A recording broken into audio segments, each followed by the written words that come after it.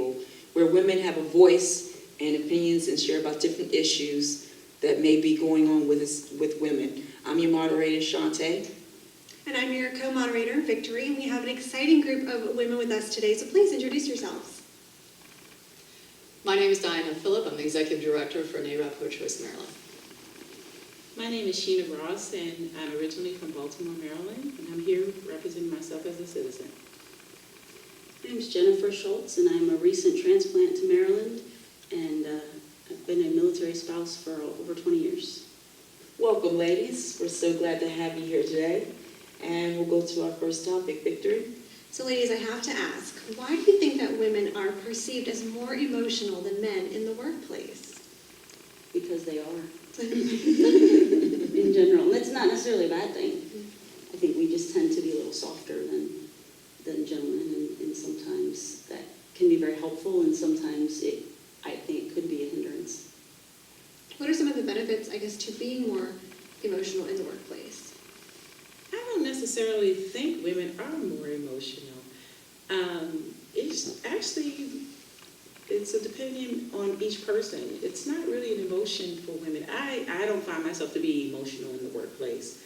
You won't see me crying in the office. I mean, I might go to the bathroom to cry, but you won't see me crying in the office. I've seen men cry in the office before. I've seen men get upset and explode in anger, cursing. Is that not emotional as well?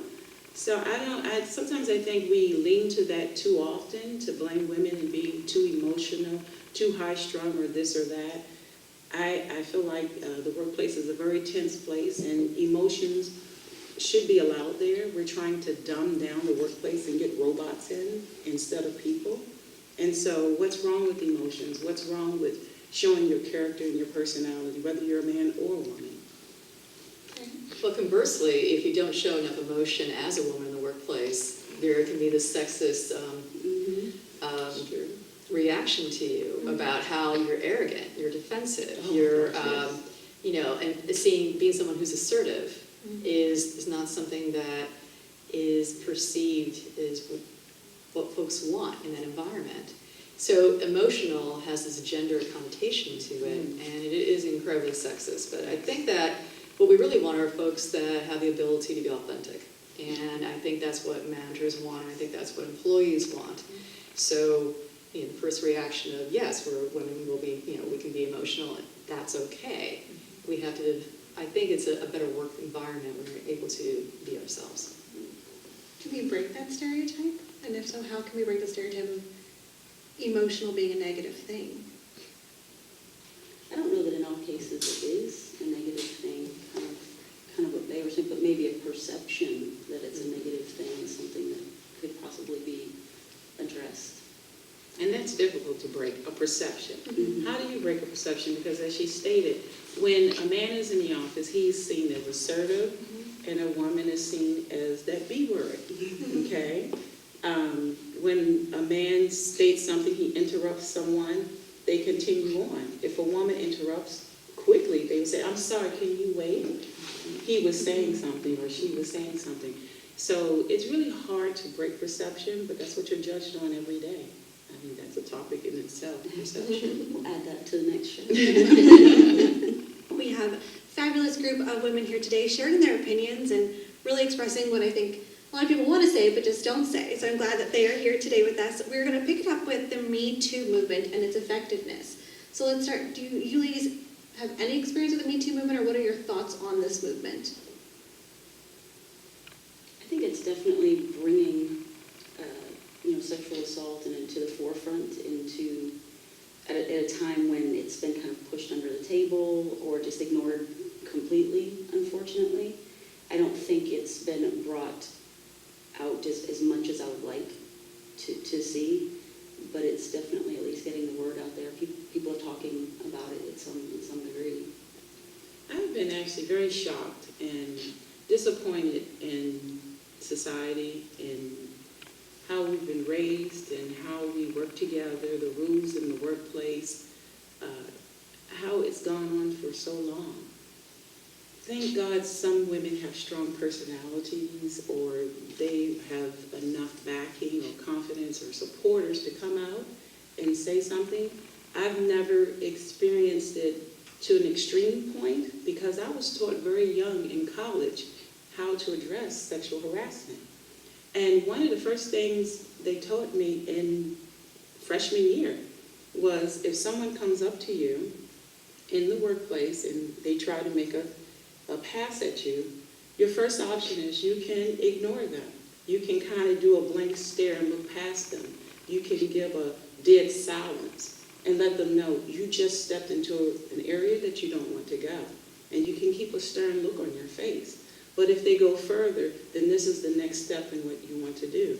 So I've always stopped men at the first step. I had a boss say to me one time, we were talking about work, and in the middle of it, he said, "Oh, you would make a good wife for me." And I thought that was, kind of weird. Mm-hmm. And so I just went silent, and I went glassed over.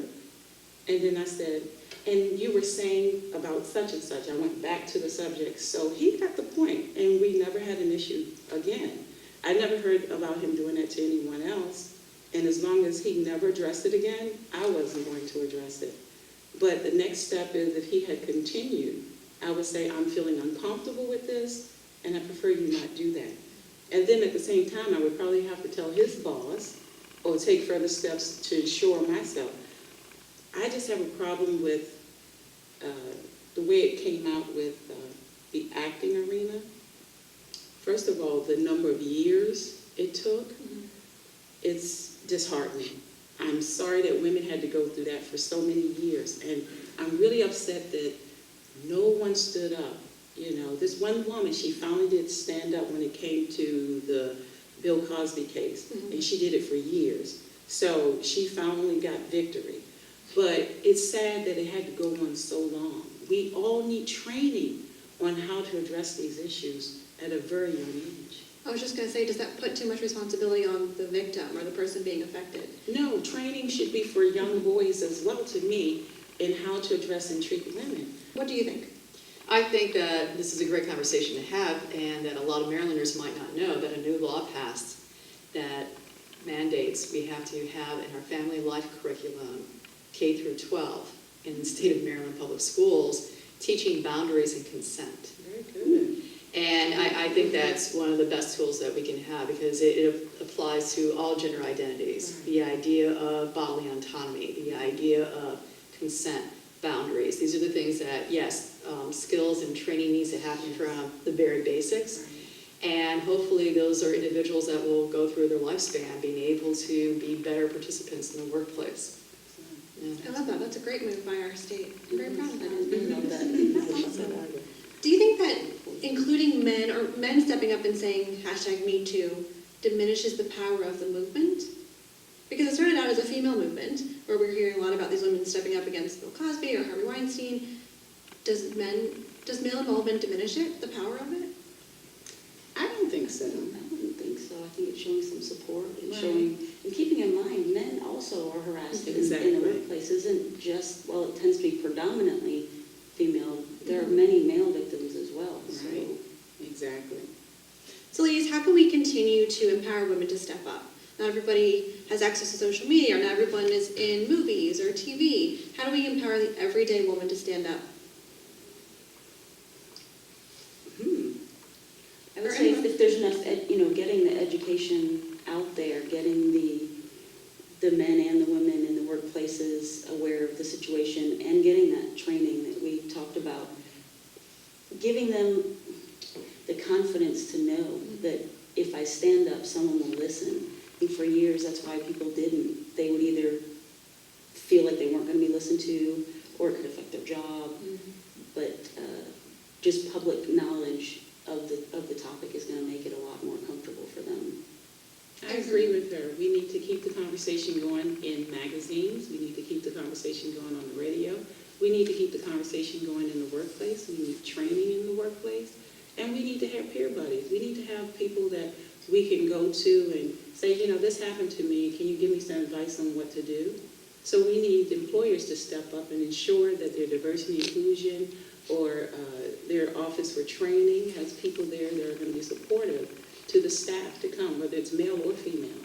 It sounds like the acting arena, they definitely are starting to put in different rules and regulations about not meeting in hotels for conversations with directors, rules about who's getting nude on scenes and closed scene sets and stuff of that nature. So I just think the conversation needs to continue in every form possible.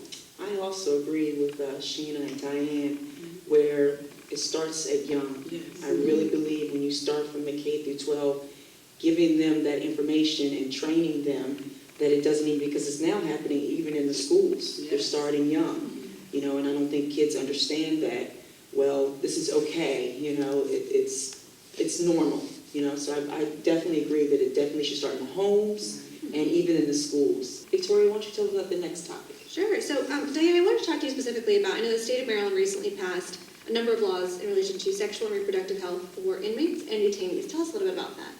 Yes, we in the state of Maryland were the first to pass a law in the nation that says that every correctional detention center in the state has to have in writing policies regarding pregnancy-related health care and services. So this is everything from at intake when you have your pregnancy test, prenatal care, prenatal testing, miscarriage management, high-risk pregnancies, access to abortion care, labor and delivery, postpartum care, the use of mechanical restraints, and the right to pump and store your milk. We're the first in the nation to do this, Wow. and it went into it was codified on, actually 2 days ago. It goes into law October 1st, and one of the best measures about it is that anyone coming in with a positive pregnancy test has to be handed that policy in writing. So that way that person has the ability to self-advocate for the health care that she needs in order to have a positive pregnancy outcome. And I think it's incredibly important for when you think about so many women and girls are incarcerated, and we don't talk about that in our society. We don't consider the vulnerability of being pregnant in a place where in the care, custody, control of the state. And so to pass this law actually acknowledges the idea that these individuals have a right to a positive pregnancy. And if they want to carry to term, their baby should be as healthy as possible, and their fertility should be protected as best in their ability. So when they do leave and they reintegrate back with society and go back to their homes and take care of the families that they have, they can choose whether or not they want to add to the existing families and become pregnant again. So that was one law. And then the other law is about menstrual hygiene product bills. So it's the idea that menstrual hygiene products should be free and accessible to anybody that's inside. And so that's by routine, it's by request, and I don't think a lot of people understand throughout the United States, we have women that are bleeding through their uniforms because they don't have enough products. So they can't go to their work detail, they can't go to educational programs, they refuse to see their families on visitation, they refuse to see their attorneys, and they just keep to themselves because there's nothing else they can possibly do to take care of their bodies unless they choose to do other things that could really jeopardize their fertility and health, like taking the innards of a mattress or a pillow and inserting it into your vagina, making makeshift tampons out of the maxi pads, using shop rags, using towels, anything that you can get your hands on. And what it's leading to is cervical cancer. What it's leading to is toxic shock syndrome. And some women have reported that they had to have a hysterectomy or something they got out. I didn't even realize Yeah. that the products were not readily available Exactly. to inmates. I think it's sad how far things have to go before we realize something needs to be done. I think that's Yeah. So is the process now they have to work to buy the products? The process now is that the prison will give you a certain number, and that's all they have. And we have one state prison in the state of Maryland, so it takes care of up to 1,100 women at a time. But then you have all the jails and the local detention centers and juvenile services, and not all of them have these supplies on hand. So those that don't have enough supplies, they are told in the prison, you can purchase these in the commissary. But there's this gender disparity within the prison about the jobs you can get. All the men can get jobs, but the women, it's only 1 out of 4 that can get something that's paid, maybe 96 cents a day if you're lucky. And then a box of tampons might be market price, $5 to $7. So it takes a while to get to that point where you can actually buy the product, and you might have to do things like forego calling your family, or other products like toothpaste and shampoo and other things that you need for your personal hygiene, because this is the one thing that you need to take care of so you can participate in work and programs and things. It seems like this is sort of like a whole takeoff from this Me Too bringing up women and bringing up laws that support women the same as men. Is there any other things that you guys are continuing to advocate to further laws with different things for women? There's a lot of laws that we're handling and a lot of campaigns that we engage in, but for this particular population, we're also trying to prohibit vulnerable populations being subjected to solitary confinement, which is being in a cell for 23 hours or more at a time. And we found out that this practice is being placed on pregnant individuals in order to safeguard them, to make sure that they don't get hurt with the general population. So at 34 weeks, you might be placed in a cell for the remaining 4 to 6 weeks of your pregnancy. And then after you give birth, they put you right back in solitary confinement in order to observe you for the 2-3 weeks that you're in postpartum. The most difficult time that you surrendered your baby, and now you may engage in some feelings that will lead to deep depression, and you're in solitary confinement. So we're trying to prohibit that practice. They always make it look like there's a ward for pregnant prisoners. Oh, no, there's not. There are some prisons that actually do have some housing just for pregnant inmates, but our state does not have that. Yeah, so you're in a cell outside the infirmary, actually. Yeah. So that's another thing. But the gender disparity is a huge issue. So Diane, tell us a little bit about issues regarding crisis pregnancy centers. Yes, so those are those centers that you see the billboards, pregnant, need help. And they seem to be pregnancy resource centers that you can go into. Maybe you get some medical care, maybe somebody will talk to you about your pregnancy options. But they're actually anti-choice centers that are set up to discourage people from seeking abortion care and often misinform people about contraception. So there is a movement that's been around for many years trying to figure out what we can do to address these deceptive practices with marketing and advertising to bring people in that who think that they might be pregnant or know that they are, and come into these centers thinking that someone's going to have a real conversation with them and maybe offer some authentic medical care. The centers themselves present themselves as medical facilities because they're in scrubs, they have examining rooms, they offer pregnancy tests, they offer ultrasounds, but it doesn't necessarily mean that a licensed medical provider is there, and that the results, like a sonogram or ultrasound, may not actually be valid with the volunteers that are working at the center. So we just released a report talking about what these centers are like in the state of Maryland. We have 46 of them. And some of them are located right next to an abortion clinic or a family planning provider that's authentic, in order to confuse patients who are looking for the facility to get their appointment.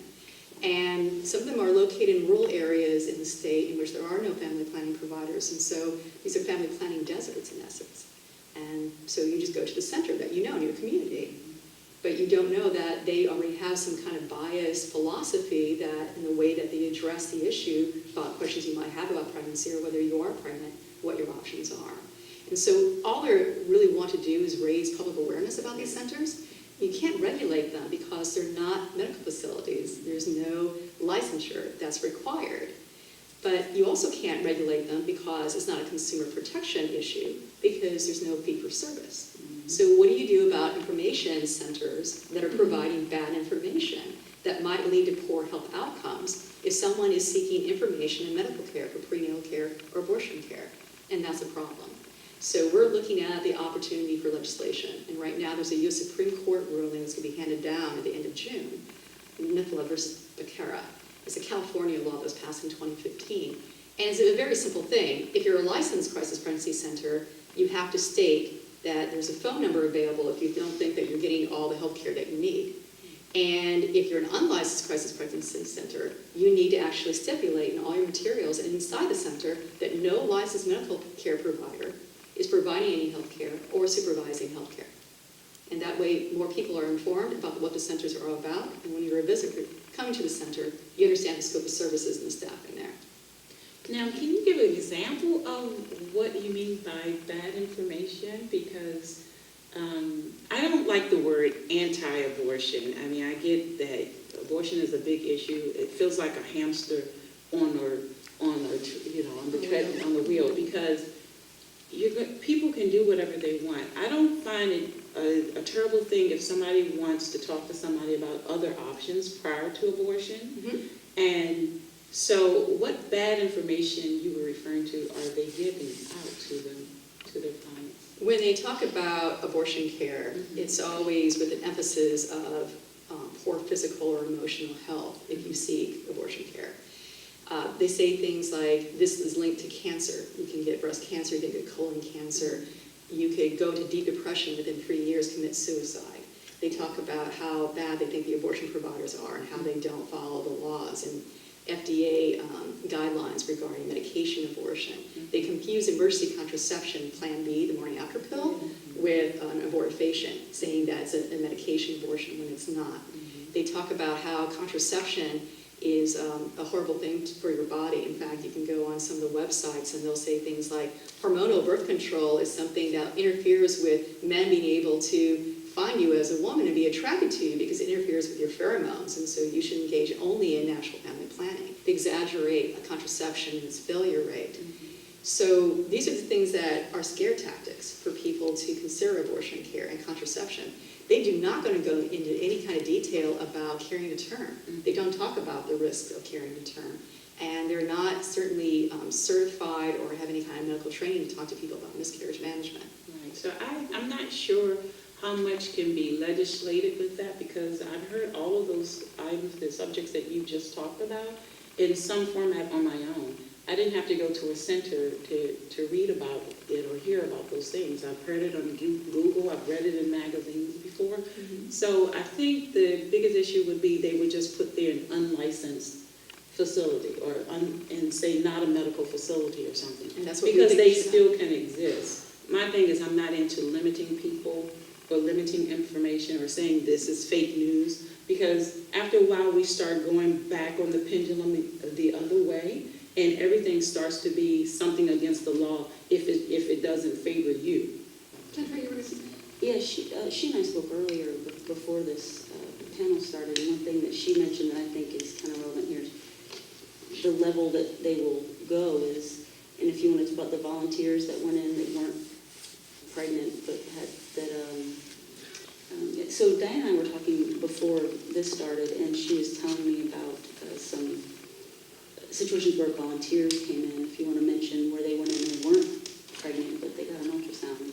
Yes, Wow. and so we did an investigative report back in 2002 and then again in 2008. And in order to prepare for what our bill might look like statewide, we did another investigative study this past summer. And we had volunteers go into 16 of the 46 crisis pregnancy centers we have in the state. And they were not pregnant, but we had a volunteer who was pregnant and gave us urine samples to use. So they would go to the center, and for the pregnancy test, they would provide the sample. And that triggered a whole different reaction from the staff, because at first when the staff brings you into the center, the volunteers reported that they were very nice, very kind, very open, wanted to listen to you and talk to you.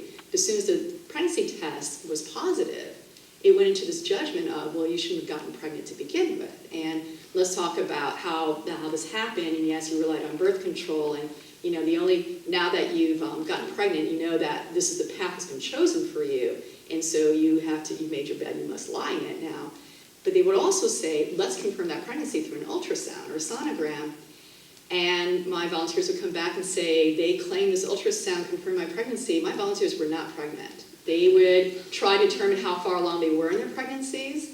They would also try to delay the pregnancy decision-making by saying, we don't have a sonographer on staff, right here, right now. Could you come back in a couple of weeks in order to delay that pregnancy decision? So that way you can come back and we can talk more about what it is that you want to do once you get your ultrasound. But to provide people, even folks who are looking for prenatal care or a confirmation of pregnancy, and lie to them about how far along they are in their pregnancy, their ultrasound, that's uncalled for. Yeah. These centers in some of these communities are the ones where you go and get the free diapers and the formula and the bottles and have parenting classes, and that's a great community source, right? But it doesn't really help anybody if people are looking for comprehensive information, if they're looking for a simple confirmation for pregnancy, and they're not getting the information that they need, that they can really act on and have healthy lives. So are we grouping these centers together though? Because it doesn't sound like it's all of the centers doing this. Actually, all 46, if you look on their websites, have anti-choice agendas. Well, what And is wrong with having an again, As what I'm saying long is, long what is as, wrong is having an anti-choice agenda, because everybody has a mindset, a choice, a moral spectrum. We cannot burn the moral spectrum over here for your moral spectrum over here. And what I'm saying is, we cannot be Hitler and say, no Jews, but I'll have this and that. No, everybody has an opinion. They have a choice in life.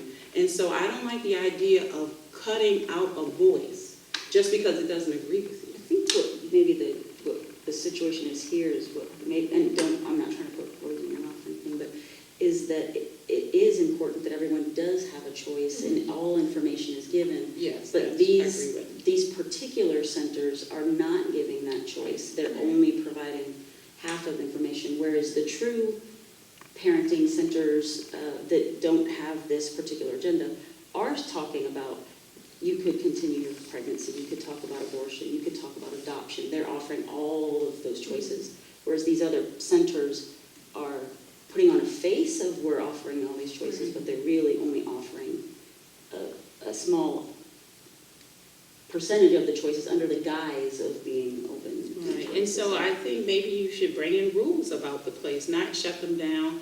no Or one you wants to make shut them sure, down. make sure that they are not giving out fake news or deceptive information and lying. I mean, outright lying We is can't- a problem. I have And a the deal is problem that we with can't stop them from giving this information. Mhm. All we can do is say that people understand what kind of philosophy the center has. But you can regulate any place that gets a license, any state, any city, any county Usually can they don't. regulate. But are They there don't licenses? have licenses. No, That's the we thing. don't license family planning clinics in the state of Maryland unless they provide surgical abortion care. And so So these, you wonder if that rule should change, where you have and to- so crisis pregnancy centers are not going to be licensed as well, and no one has any interest in doing that. Mm, So the licensure is in the medical care provider. right.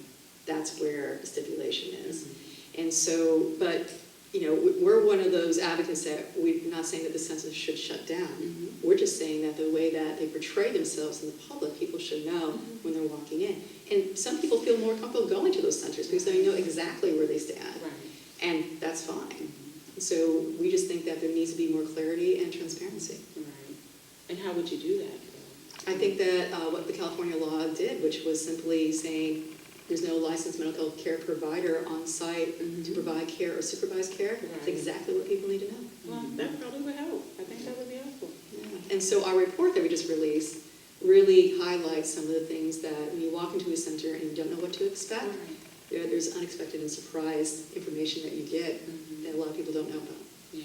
Well, ladies, this was a very informative topic. We definitely need to have another show on it. Are there any last thoughts you ladies would like to share? I actually learned several things that I was not aware of before, Yes. so I appreciate everyone coming in. Thank you. I enjoyed the conversation. I hope that everyone listening will get involved, and I hope that young women and older women will help each other, peer up, and mentor each other. Some really wonderful thoughts right there. If anybody's interested in learning more about the kind of work our organization does, you can go to www.prochoicend.org. And I look forward to hearing from people. I know that after the election that might surprise some folks in 2016, people have been trying to figure out what to do. And my great advice is choose 2 issues and stick to them and show up. Because I think there's a lot of information, a lot of issues that are compelling and are upsetting a lot of people. If you really want to make a difference, make a commitment, 1 or 2. Don't get overwhelmed. Stick to it. Show up.